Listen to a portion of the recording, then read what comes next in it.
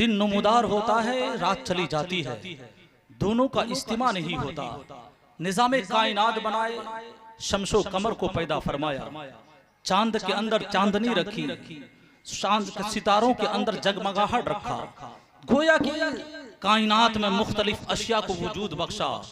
इन अशिया को वजूद बख्शने का मकसद क्या था? अल्लाह ने ऐलान फरमा दिया कि इन सारी चीजों को पैदा करने का मकसद ये था कि इंसान इन सारी चीजों में गौर करे, गौर करने के बाद माबूद हकीकी यानी अपने खालिक को, मालिक को पहचान ले। लेकिन नतीजा इसका बरअक्स होने लगा। अल्लाह ने चांद के अंदर चांदनी रखी, सूरज की शुआओं में तपिश रखी, दरिया के अंदर तुगयानी रखी, सितारों के अंदर जगमगाहट रखा, हवाओं के अंदर कुव्वते कशिश रखी। ये सारी चीजें रखी ताकि इन सारी चीजों में गौर करके इंसान खुदा को पहचाने। लेकिन नतीजा इसका उल्टा ये हुआ कि लोग इन चीजों में जब गौर करने लगे, किसी ने सितारे की जगमगाहट को देखा, चांद की चांदनी को देखा, सूरज की शुआओं को देखा, दरिया की रवानी को देखा, पहाड़ के इस्तेहकाम को देखा, तो इन सारी चीजों में गौर करने के बाद एक खुदा को पहचानने के बजाय इन्हीं के सामने माथा टेकने लगे। किसी ने सितारे के सामने माथा टेक दिया, किसी ने सूरज के सामने माथा टेक दिया, किसी ने दरिया के सामने माथा टेक दिया, किसी ने दरख्तों की पूजा करना शुरू कर दिया। गोया कि जो चीजें अल्लाह की मार्फत का जरिया थी, अल्लाह की पहचान का जरिया थी, लोग उसी की पूजा करके, उसी की परस्तिश करके गुमराह होने लगे। अब ज़हन में सवाल पैदा हुआ, मौला तूने इन सारी चीजों को पैदा तो इसलिए फरमाया था कि लोग इसमें गौर करके तुझे पहचाने, तेरी वहदानियत का इकरार करें, तेरी परस्तिश करें, तेरी इबादत करें। लेकिन नतीजा ये निकला कि इन चीजों को पहचानने के बाद तेरी परस्तिश करने के बजाय इन्हीं को खुदा तसव्वुर करके, इन्हीं को माबूद तसव्वुर करके वो लोग राहे रास्त से भटक गए। ऐ रब्बे अकबर, क्या तू इंसानों को भटकता हुआ छोड़ देगा? क्या तू इंसानों को इसी तरह बेरारवी का शिकार होता हुआ छोड़ देगा? निदाए गैबी आती है, नहीं नहीं, मैंने इन सारी चीजों को अपनी मारिफत का जरिया तो बनाया था, लेकिन लोग गुमराह हो गए, तो इन लोगों को गुमराही से बचाने के लिए मैंने नबियों की जमात भेज दी। जब इंसान गुमराह होने लगे, जब इंसान राहे रास्ते से भटकने लगे, जो चीजें अल्लाह की मारिफत का जरिया थी उन्हीं चीजों को लोग माबूद तसव्वुर करके गुमराह होने लगे, तो अल्लाह ने नबियों की जमात को भेजना शुरू कर दिया। हजरत आदम से लेकर के मेरे नबी तक कमो बेश 1,24,000 या 2,24,000 अंबिया इकराम दुनिया में तशरीफ लाए। जब हमारे नबी मक्के की सरजमी पर तशरीफ लाए, अल्लाह ने कुरान में ऐलान फरमा दिया ये मोहम्मद अरबी हैं, आखिरी नबी हैं, इसके बाद कोई नबी नहीं आएगा। अब ज़हन में सवाल पैदा हुआ, मौला पहले के लोग जब गुमराह हो जाते थे तो एक के बाद एक नबी को भेजता था। कभी हजरत नूह आते थे, कभी हजरत इब्राहिम आते थे, कभी हजरत शीश आते थे, तो कभी यूशा बिन नून आते थे, कभी हजरत हूद आते थे, तो कभी हजरत लूत आते थे। मौला जब तूने अपना महबूब भेज दिया, महबूब भेजने के बाद ये ऐलान फरमा दिया कि मेरा महबूब आखिरी नबी है, इस नबी के बाद कोई नबी नहीं आएगा। मेरे नबी ने भी ऐलान फरमा दिया अना खातमुन नबी ला नबी बादी, मैं आखिरी नबी हूँ, मेरे बाद कोई नबी नहीं आएगा। मौला पहले लोग गुमराह होते थे तो नबियों को भेजा करता था, लेकिन जब तूने ऐलान फरमा दिया है कि अब कोई नबी नहीं आएगा, मेरा महबूब आखिरी नबी है, अब लोग गुमराह होंगे, अब लोग राहे रास्ते से भटक जाएंगे, तो इनका हाल क्या होगा? इनकी रहबरी का काम कौन करेगा? इनकी सरबराही का काम कौन करेगा? इनकी तबलीग कौन करेगा? इनको राहे रास्त कौन दिखाएगा? तो गैब से आवाज आती है, घबराने की जरूरत नहीं है। पहले लोग गुमराह होते थे, नबियों को भेजा जाता था, अब जब लोग गुमराह होंगे नबी को नहीं भेजा जाएगा, उलमा को भेजा जाएगा, सुलहा को भेजा जाएगा, औलिया को भेजा जाएगा। मेरे नबी ने इरशाद फरमा दिया औलिया उम्मती काम बियाए बनी इस्राइल। ऐ लोगों सुनो सुनो, जो काम बनी इस्राइल के अंबिया अंजाम दिया करते थे वो मेरी उम्मत के औलिया। वाह, नारे तकबीर, नारे रिसालत, उनसे मखदूम समना, मसलक आला हजरत। जो काम हजरते आदम ने किया, जो काम हजरते शीश ने किया, जो काम हजरते इब्राहिम ने किया, जो काम हजरते इस्माइल ने किया, जो काम हजरते यूनुस ने किया, जो काम हजरते यूशा बिन नून ने किया, वही काम गौसे आजम करेंगे, वही काम ख्वाजा गरीब नवाज करेंगे, वही काम अलाउल हक पंडवी करेंगे, वही काम महबूब इलाही करेंगे, वही काम ख्वाजा कुतुबुद्दीन बख्तियार काकी करेंगे, वही काम मखदूम अशरफ जहांगीर समनानी करेंगे, वही काम सरकारे कला करेंगे, वही काम इमाम इश्क मोहब्बत आला हजरत करेंगे, वही काम मुफ्ती आजम हिंद करेंगे, वही काम उलमाए अहले सुन्नत। इसलिए कहा गया कि उलमा उम्मती, या कहीं कहा गया औलिया उम्मती का अंबियाए बनी इसराइल। मेरी उम्मत के उलमा, मेरी उम्मत के औलिया ये बनी इसराइल के अंबिया की तरह हैं।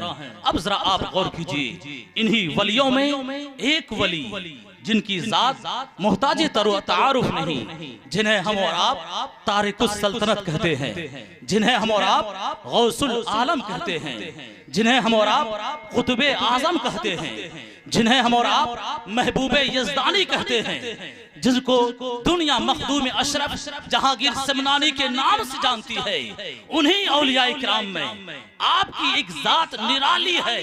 आप गौर कीजिएगा, आज हम और आप उन्हीं के उर्स में, उर्स की तकरीब में शरीक हुए। हजरत गौसुल आलम महबूब यज़दानी सन 708 हिजरी में इस रुए जमीन पर तशरीफ लाते हैं। आपकी पैदाइश सन 708 हिजरी में होती है। आपकी खुदादाद जहानत और सलाहियत का आलम यह था, तकरीबन आपकी उम्र सिर्फ 7 साल की थी। उस 7 साल की उम्र में आप 7 क़िरातों के साथ हाफिज़े कुरान हो गए। आज हमारे घर का बच्चा जब 7 साल का होता है तो सही से नाज़राए कुरान नहीं पढ़ सकता, लेकिन वो वक्त का गौस है, वो वक्त का कुतुब है। अल्लाह ने वो ज़हानत अता फरमाई थी कि 7 साल की उम्र है, 7 क़िरातों के साथ आप हाफिज़े कुरान होते हैं। और उसके बाद आप जानते हैं, जब आपकी उम्र तकरीबन 14 साल की होती है, उलूमे दीनिया, उलूमे अक़लिया, इन सारी चीजों से फरागत हासिल होती है। आप जरा गौर कीजिएगा, मैं एक बात बताना चाहता हूँ, हमारे असलाफ की तारीख आप पलट करके देखें। वो वक्त का गौस हो, वक्त का कुतुब हो, वक्त का अब्दाल हो, वक्त का मुजद्दिद हो, वक्त का मुहद्दिस हो, वक्त का मुफक्किर हो, कोई भी हो, जिसने भी कौम की रहबरी की है, उसकी तारीख जब उठा करके देखेंगे, उनकी तारीख में एक बात कॉमन जरूर नजर आएगी, सबने इल्म हासिल किया। बगैर इल्म के कोई कुतुब नहीं बना, बगैर इल्म के कोई गौस नहीं बना, बगैर इल्म के कोई मुजद्दिद नहीं बना, बगैर इल्म के कोई मुदर्रिस नहीं बना। सबने इल्म हासिल किया। ये बात अलग है कि किसी ने कुछ हासिल किया, कुछ अल्लाह की तरफ से अता हुआ, कुछ कस्बी इल्म हुए, कुछ अताई इल्म दिया गया हुआ। लेकिन इल्म हर किसी ने हासिल किया। और इल्म कहां से हासिल किया? दरसगाहों से, मदरसों से। जो दरसगाहें, जो मदरसा हमारा बुनियादी किला है, आज हमारे किले कमजोर पड़ते जा रहे हैं। आज आप देखें, हमारा मदरसा दिन ब दिन कमजोर होता चला जाता है, उसकी तालीम दिन ब दिन कमजोर होती जा रही है। वहां पढ़ने वाले, उनकी इल्मी लियाकत दिन ब दिन कमजोर होती चली जा रही है, जिसका नतीजा ये होता है कि आज हम अगर बेहतरीन मुदर्रिस तलाश करते हैं तो हमें बेहतरीन मुदर्रिस नहीं मिलता। एक बेहतरीन खतीब तलाश करते हैं, जो इल्मी एतबार से बेहतरीन खतीब हो, वो खतीब नहीं मिलता। अगर मस्जिद का बेहतरीन हम इमाम चाहते हैं तो हमारी मस्जिद में बेहतरीन इमाम नहीं मिलता। जबकि आप जानते हैं, इस्लाम ने बताया है कि मनसबे इमामत बहुत अहम, आला, अरफा मनसब है। आप जानते हैं, इमामत के लिए शरीयत कहती है कि तुम में वो इंसान इमाम बने जो तुम में सबसे ज्यादा आलम हो, ज्यादा जानकार हो, अकरा हो, ज्यादा कुरान सही पढ़ने वाला हो। अगर मुसावात हो जाए, हुस्ने सौत वाला हो, उसमें भी मुसावात हो जाए, देखने में अच्छा हो। बहुत सारे क़ुयूदात हमारे मजहब ने एक मस्जिद का इमाम बनने के लिए हमारी शरीयत ने बताया है। लेकिन आज देखें, आज हमारी दरसगाहों का हाल यह है कि जब कोई इंसान कुछ करने के लायक नहीं रहता, पढ़ाने के लायक लायक नहीं रहता तो हम उसे मस्जिद का इमाम बनाते हैं। क्यों? इसलिए कि हमारा इल्मी मेयार घटता चला जा रहा है, हमारे मदरसे खोखले होते चले जा रहे हैं, हमारी तवज्जो मदरसों से हटती चली जा रही है, जिसका नतीजा ये होता है कि हमारे बच्चे पढ़ने वाले वो होते हैं जिसने इल्म अभी मुकम्मल ही नहीं किया कि जरिए माश की परेशानी उसे आकर के घर ले घेर लेती है। अभी 2-4 साल पढ़ाया ही था, राबिया खामसा तक पहुंचे ही थे, घर वाले ने कहा बेटा अब पढ़ा नहीं पाएंगे, अब वो जरिए माश में लग जाता है, रोजी कमाने के चक्कर में पड़ता है, अब वही इमामत पकड़ता है, वही नात खानी शुरू करता है। नतीजा ये होता है कि हमारी दरसगाहों में, हमारे मदरसों में, हमारी मस्जिदों में ऐसा हमारा रहबर होना चाहिए कि जो हर मैदान में हमारी रहबरी कर सके, वो हमारा रहबर खोखला। इसलिए जरूरत इस बात की है कि हम अपने मदरसों में, जैसे ये आपका मदरसा अशरफिया मदीनतुल उलूम हुजूर मखदूम अशरफ की तरफ मंसूब करते हुए इस मदरसे का नाम रखा गया, तो हमारी सबसे पहली जिम्मेदारी होती है कि हम इस चीज पर तवज्जो दें कि हमारा ये दीनी किला मजबूत रहे। हमारा दीनी किला मजबूत रहेगा, हमारी मस्जिदों में हमें इमाम मिलेगा, हमारे स्टेजों पर हमें खतीब व शायर मिलेंगे, हमारी दरसगाहों में हमें मुदर्रिस मिलेगा। अगर हमारा मदरसा ही बंद हो जाएगा, न हमें मस्जिद में इमाम मिलेगा, न कोई खतीब मिलेगा, न कोई शायर मिलेगा, न मुदर्रिस मिलेगा।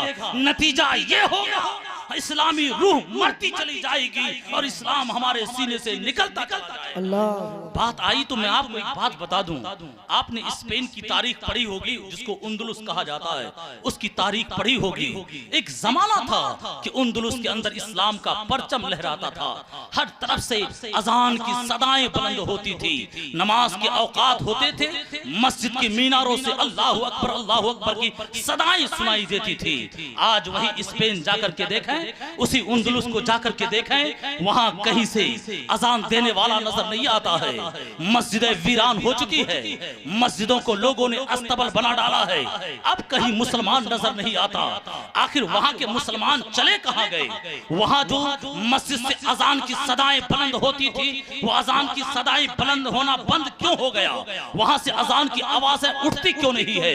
आप गौर करके देखें, एक माहनामा निकला था, उसके अंदर ये मजमून लिखा गया था कि हमारे हिंदुस्तान की एक तंजीम है जिसे हम और आप आरएसएस के नाम से जानते हैं, उस तंजीम ने अपना एक जासूस स्पेन की सरजमी पर भेजा था, यही पता करने के लिए कि स्पेन से मुसलमानों का खात्मा कैसे हो गया, स्पेन से कलमा पढ़ने वाले नेस्तो नाबूद कैसे हो गए, मस्जिद से अजान की सदाएं बंद कैसे हो गई। आखिर तुमने कौन सा कारनामा यहाँ किया था कि मुसलमान खत्म हो गए, मस्जिद में कोई अजान देने वाला नजर नहीं आया, मस्जिद वीरान हो गई। तो वहां से वो जासूस आकर के जो अपनी तंजीम को जिसने रिपोर्ट सौंपा था, उस रिपोर्ट का खुलासा ये था, स्पेन वालों ने कहा था अगर किसी मुल्क से मुसलमान खत्म करना हो, इस्लाम का नामो निशान मिटाना हो, मस्जिदें वीरान करनी हो, सबसे पहला काम ये करो कि वहां की आवाम का उलमा से एतमाद उठा दो, उलमा की बातों पर तवज्जो देना खत्म कर दो। ये आवाम जब उलमा की बातों पर ध्यान नहीं देगी, उलमा की बात पर एतमाद नहीं करेंगे, उलमा की बात नहीं सुनेंगे, ये दीन से दूर होंगे, ये नमाज से दूर होंगे, ये रोजा से दूर होंगे, ये मस्जिद से दूर होंगे, ये दरसगाहों से दूर होंगे। जब मस्जिद से दूर होंगे, मस्जिद वीरान होगी, मदरसे से तवज्जो हटेगी, मदरसा वीरान होगा। उलमा की बात लोग जब सुनेंगे नहीं, उलमा का वकार घटेगा, मौलाना की तादाद घटेगी, इस्लामी रूह खुद ब खुद मरती चली जाएगी। नतीजा होगा एक वक्त ऐसा आएगा उस मुल्क से इस्लाम मिट जाएगा। यही तंजीम हिंदुस्तान में आकर अब यही काम करती है। हमारे अवाम के अंदर जो हमारे बच्चे यूनिवर्सिटी कॉलेज में पढ़ते हैं, उसको सबसे पहले लादीनियत का शिकार बनाते हैं। मजहब कोई चीज नहीं है, मजहब पाबंदी का नाम है, मजहब हमारी आजादी को दबाती है, मजहब हमारी आजादी को खा जाता है। ऐसे ऐसे शोशे निकाल कर हमारे इस्लाम पर अंगुष्ठ नुमाई करके उलमा की बातों से तवज्जो हटाकर मजहबी आजादी का नाम लेकर हमारे नौजवानों को वर्गलाया जाता है। जब वो नौजवान मजहब से बेजार हो जाते हैं, यूनिवर्सिटी और कॉलेज में पढ़ करके आते हैं, मौलाना की बात सुनना उन्हें गवारा नहीं होता है। वो अपने आप को सबसे बड़ा दानिश्वर, सबसे बड़ा मुफक्किर, सबसे बड़ा मुदब्बिर तसव्वुर करते हुए आलिमों को नजरअंदाज करते हैं। न उनकी बात सुनेंगे, न नमाज के बारे में सुनेंगे, न रोजे के बारे में सुनेंगे।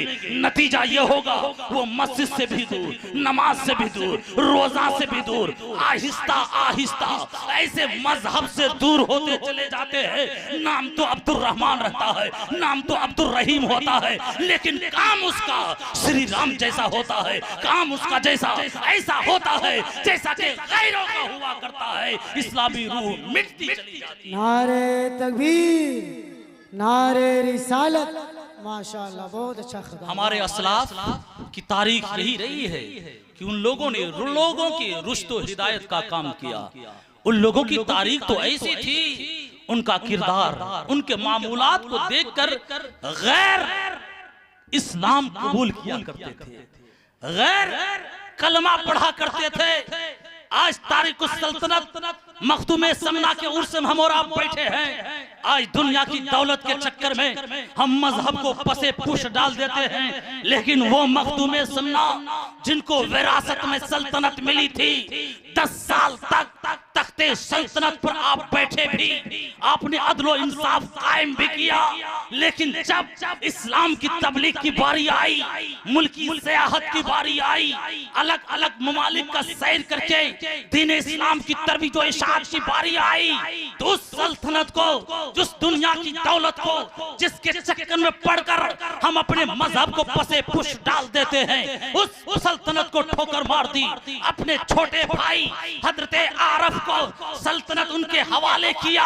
माँ से कहा, माँ मैं इस सल्तनत को छोड़ता हूँ और इस्लाम की तबलीग के लिए, इस्लाम के प्रचार के लिए अलग मुल्कों का सैर करना चाहता हूँ। आप जरा गौर कीजिए, हजरत मखदूमे सिमना है, आपने दुनिया की दौलत को ठोकर मार दिया इस्लाम के प्रचार के लिए, दुनिया की दौलत को छोड़ दिया इस्लाम की तबलीग के लिए। माँ से इजाजत तलब किया, माँ मैं हुकूमत छोड़ना चाहता हूँ, मैं यहाँ से जाना चाहता हूँ। माँ ने कहा, बेटा ठीक है, तू हुकूमत छोड़ना ही चाहता है, नाना के दीन का प्रचार करना ही चाहता है, तो मेरी एक शर्त है, तू चला जा, लेकिन मुल्क से ऐसी हालत में जा कि देखने वाले देखें कि तू किसी मुल्क को फतह करने के लिए जा रहा है, कहीं पर फौज कशी करने के लिए जा रहा है। माँ का हुक्म मान करके हम सबके मखदूम हैं, 12,000 लश्कर को लेकर, सिपाही को लेकर मुल्क से बाहर निकले, 3 मंजिल चले, उसके बाद उन सिपाहियों को वापस कर दिया, अपने साथियों के साथ चलने लगे। चलते चलते रास्ते में एक जगह रात हुई, वहीं पर क़याम फरमाया।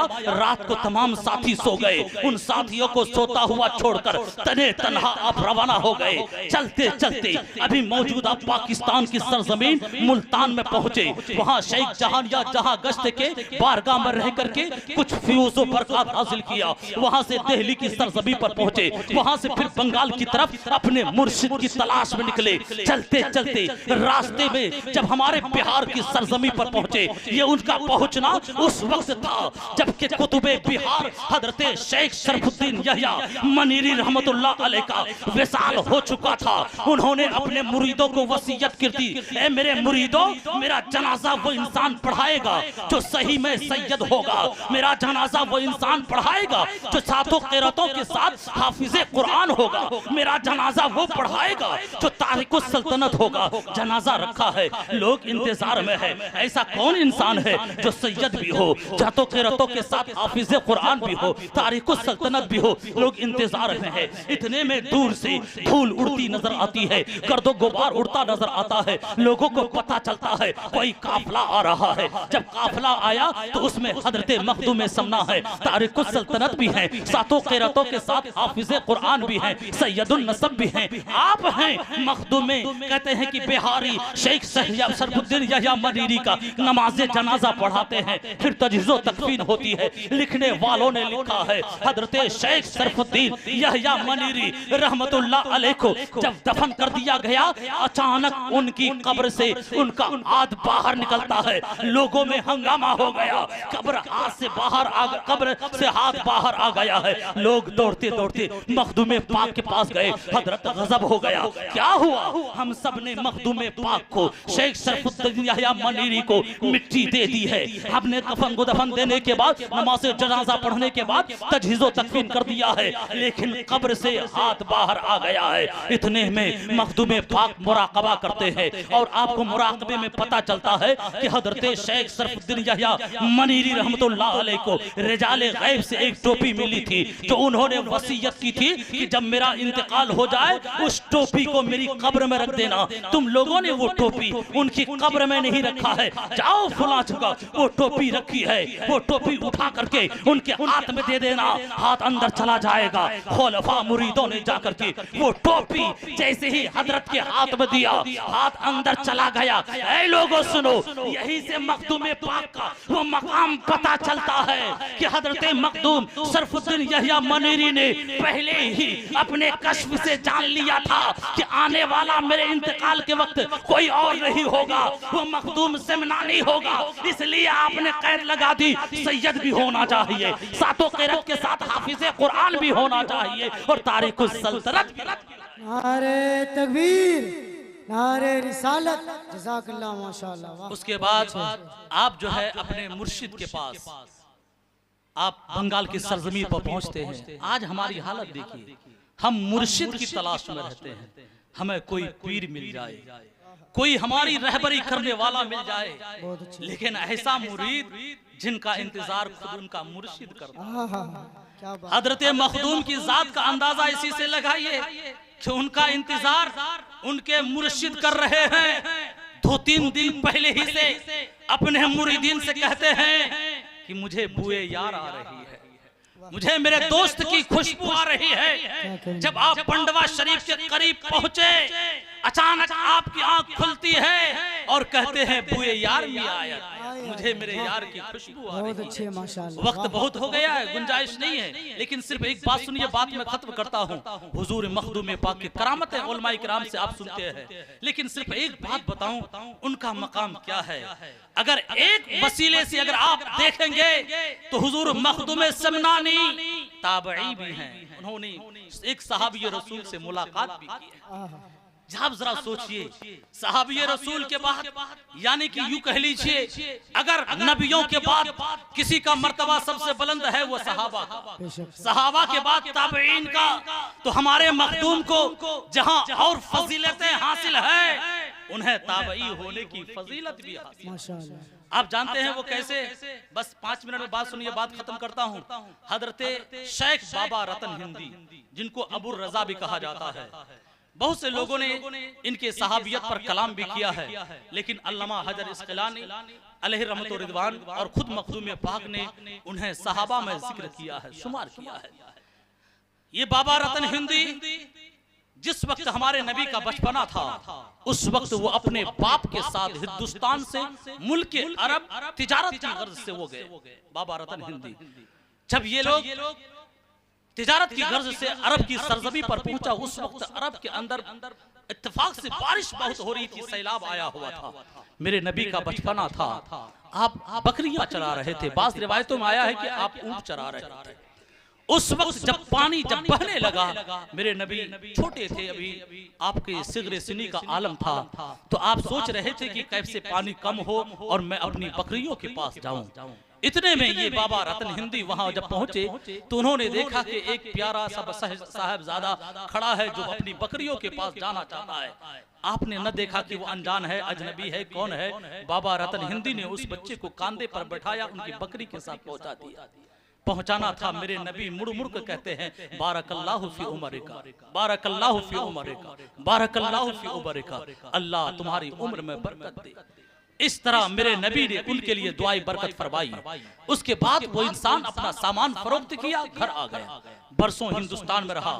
अचानक जब मक्के की सरजमी पर मेरे नबी ने इस्लाम का प्रचार किया, लोगों को इस्लाम की दावत दी, लोगों ने नबी की नबूवत की सदाकत पर नबी से मौजज़ा तलब किया, तो मेरे नबी ने वो आसमानी मौजज़ा दिखाया था जिसे हम और आप मौजज़ाए शक्कुल कमर कहते हैं, यानी चांद के दो टुकड़े हो गए। तो बाबा रतन हिंदी हिंदुस्तान के सरजमी पर है, वो कहते हैं मैं अपने सहन पर बैठा हुआ था, मैंने देखा कि चांद के दो टुकड़े हो गए, एक मशरिक में चला गया, एक मगरिब में। मैं बड़ा ताज्जुब में पड़ गया, ये आसमान के चांद 14वीं रात का चांद इसके दो टुकड़े हो गए।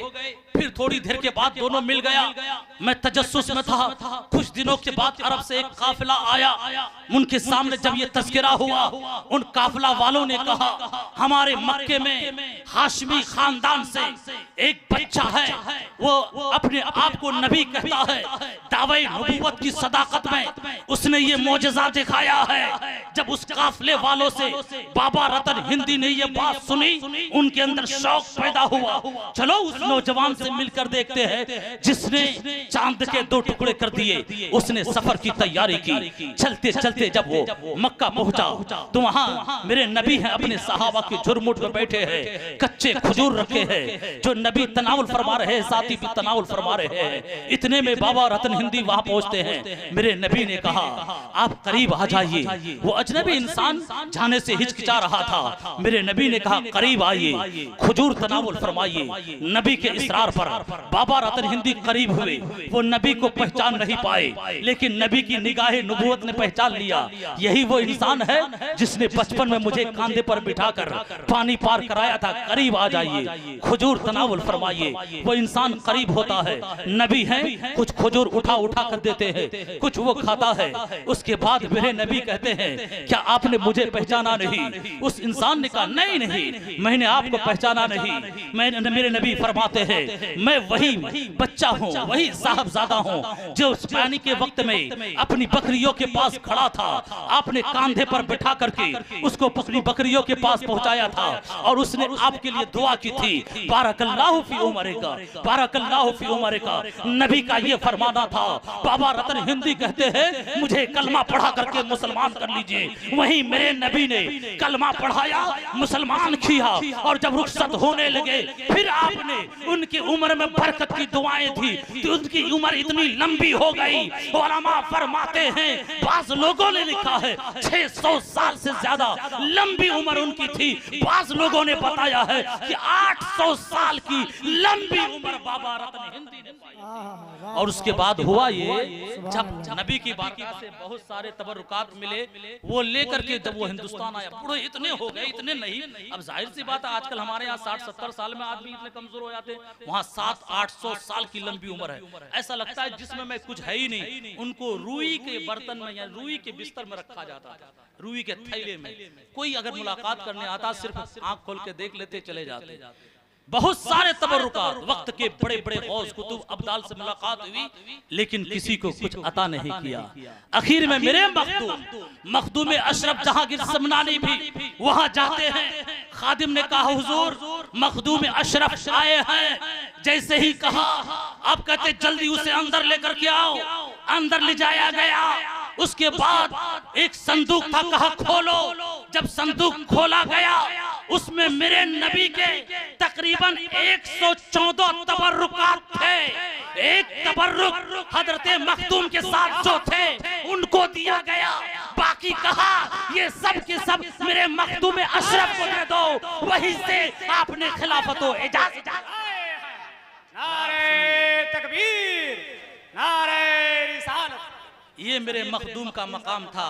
ये मेरे मखदूम साहब इसी मुहर्रम की समझिए 28 तारीख सन 808 हिजरी में तकरीबन 100 साल उम्र पाकर इस दुनिया से रुखसत हो गए। आज भी उनका रोजा कहते हैं मर जाए खलाइक है, लोग वहां जाकर के अपनी जरूरतें पूरी करते हैं। बस इन्हीं चंद बातों के साथ मैं अपनी बात खत्म करता हूँ। अल्लाह की बारगाह में दुआ है हम सबको अल्लाह रब्बुल इज्जत फैजान मखदूम से माला माल फरमाए। वमा अलैना इल्लल बलाग। अस्तगफिरुल्लाह रब्बी मिन कुल्लि ज़ंबिन व अतूबु इलैह। सब लोग मिलके पढ़िए ला इलाहा इल्लल्लाहु मुहम्मदुर रसूलुल्लाह सल्लल्लाहु तआला अलैहि वसल्लम।